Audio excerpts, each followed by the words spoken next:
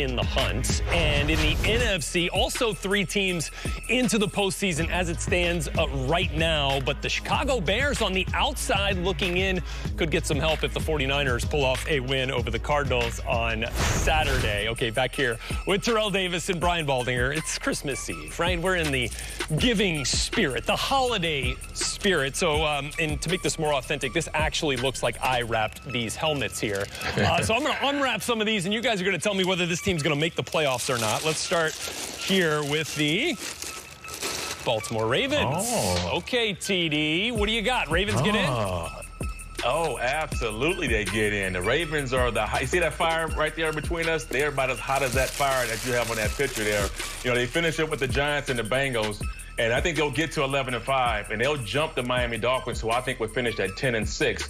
Because the Ravens, listen, they went out and the Dolphins lose one game, which I think they'll lose to the Bills at the last game of the season. It puts the Ravens in the playoffs, and so that's where they will be. Ravens, big-time Raiders fans on Saturday watching the Dolphins. All right, Baldy, here we go. This is your present. This is what I got you here. Oh, gosh. For a guy who played for the Eagles and the Cowboys, I guess, I get you a Cowboys helmet here, Baldy. The Cowboys going to find a way in? You know, they've won 2 in a row for the first time all year. They're playing much better football. But I think they're in too deep of a hole right now. I mean, I don't believe that they're going to win out. I don't want to be the Grinch right here that kills the Cowboy season. But I think with games against the Eagles this weekend and against the Giants, that they're in too deep of a crypt to get out and get to the postseason. The NFC East, where nobody's eliminated and nobody will have a winning record this season. There you go. All right, it's time now to get to our fantasy starts and sits from Adam Rank. Let's take a look here for all of our fantasy owners playing in league championship games. Rank is giving the thumbs up to Tom Brady, David Montgomery, and Terry McLaurin, but advising against a couple of guys here in your Week 16 sits. Kirk Cousins, Kareem Hunt, and Marquise Brown all getting the thumbs down from Adam Rank. The NFL Helmets program was designed to amplify causes that NFL players are passionate about. Listen now as Titans quarterback Ryan Tannehill and Browns wide receiver Jarvis Landry explain why they chose the phrases "Stop Hate" and "It Takes All of Us." The NFL Helmets program is an opportunity for players this year to put a name or a phrase on the back of their helmet. Just a really cool opportunity for guys to bring some awareness to the racism and people who have been affected by that. The message I chose to honor on the back of my helmet was "Stop Hate." I chose that because of the times that we're in, the times that we've been in for so long. In order for us to move forward, we have to stop hate. We have to end racism to be able to move forward and have a better future. I chose to put the phrase, "It takes all of us." Well, it takes all of us to bring equality to everyone in the United States. I mean, that's one thing that I think everyone should be able to get behind is to be able to treat people equal. I think it's important for not only myself, but other players around the league to continue to wear these messages on their helmet, just continue to raise awareness, continue to speak out. The NFL Helmet program just allowed us to have a much bigger voice each and every Sunday, each and every day, that we're doing something that we love, and then having that be able to be visual all around the world. Sometimes when something doesn't directly affect you, it's easy to turn a blind eye to it. But I think everyone plays a role, whether it's to you firsthand or someone you know. It's important that everyone can take a step in treating everyone equal. Stop hate. It takes all of us. And you can see our Say Their Stories series here on NFL Total Access online at NFL.com/InspireChange. We'll be right back.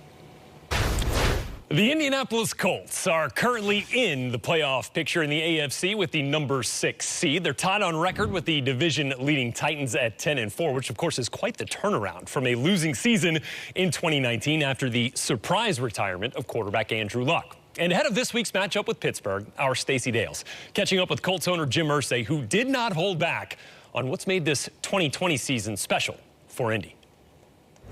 It is an absolute pleasure right now to welcome in the longtime Colts owner, Mr. Jim Irsay, joining us here Christmas week. Oh, Merry Christmas to you, Stacey, and everyone at NFL Network. You guys make us look so good at all the work that you do for us. So and we're really excited about that new building in Los Angeles. I know that we'll shortly be moving into. How excited are you about this game coming up?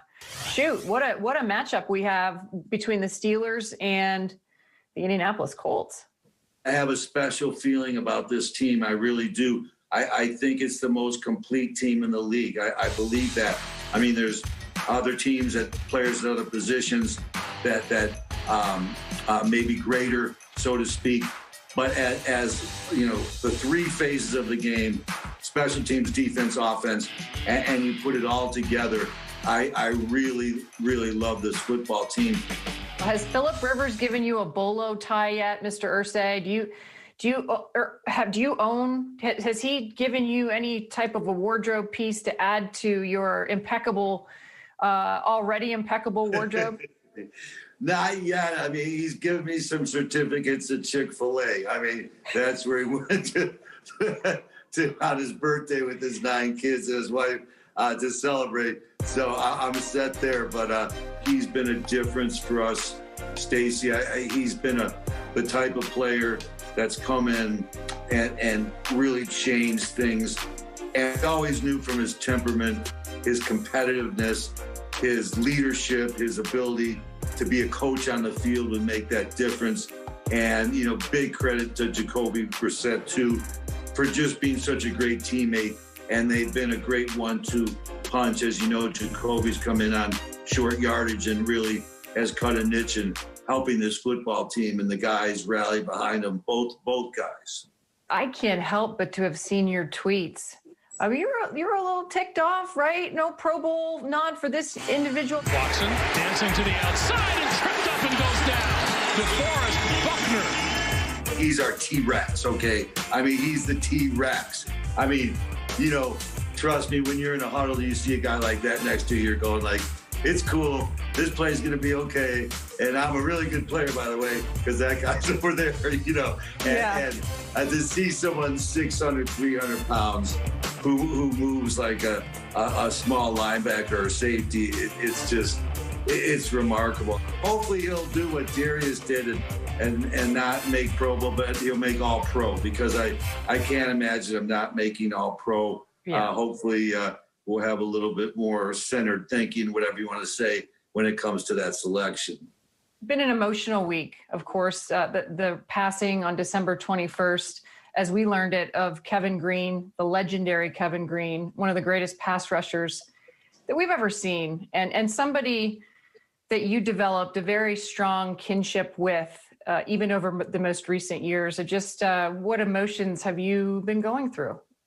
The thing about certain guys in our league is, you know, they're heroes on the field and they do such heroic things, but the character of the man they are off the field, when it combines with greatness from both areas, it's really special.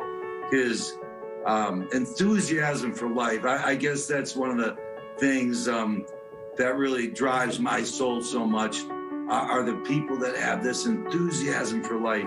And you're in the same room with them, and the room changes. You're just drawn towards that energy. Kevin Green certainly fit that bill, brought the